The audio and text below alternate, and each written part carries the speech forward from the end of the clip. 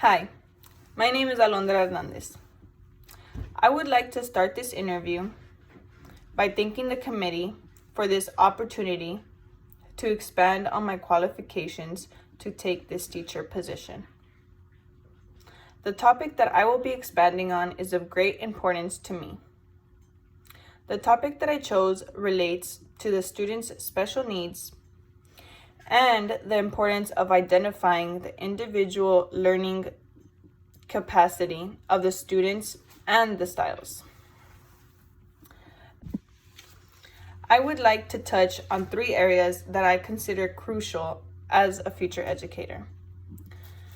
The first area that I would like to address to help students' special needs has to do with quickly identifying the student's individual learning capacity. I believe that each student learns at a different rate, and some may have auditory or visual deficiencies.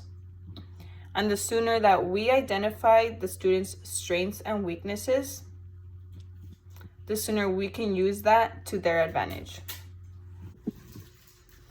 The other area that I would like to touch on that would help students' special needs to achieve success has to do with the importance of formative and summative assessments of students' learning. Formative assessment would help me make the necessary adjustments to the individual student's needs for the student to take as much as they can from the lesson.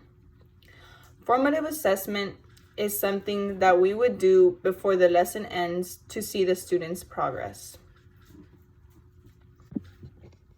To track the student's progress or to take a formative assessment,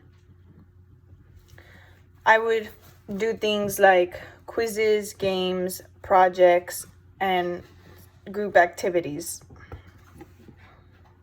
I believe that when formative assessment is implemented effectively, formative assessment can provide ongoing feedback to the students about where they are at. It helps me and it helps them, and it encourages them to ask questions during the learning process. Formative assessment matters because it has been shown to help students learn.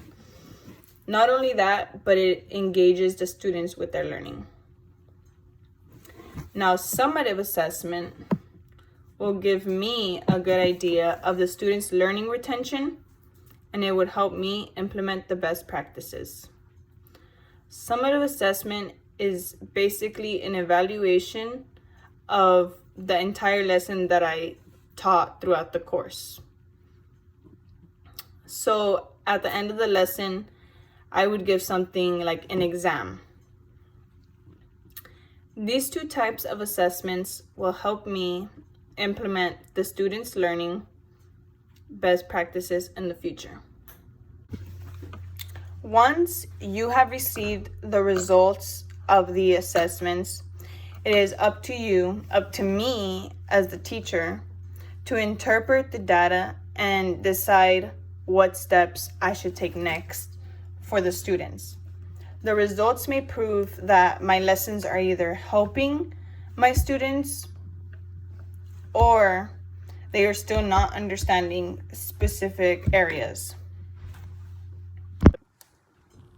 And by the time that the course has come to an end, you will have a full understanding of how the students are learning and how you could teach the subject so that they could understand it better.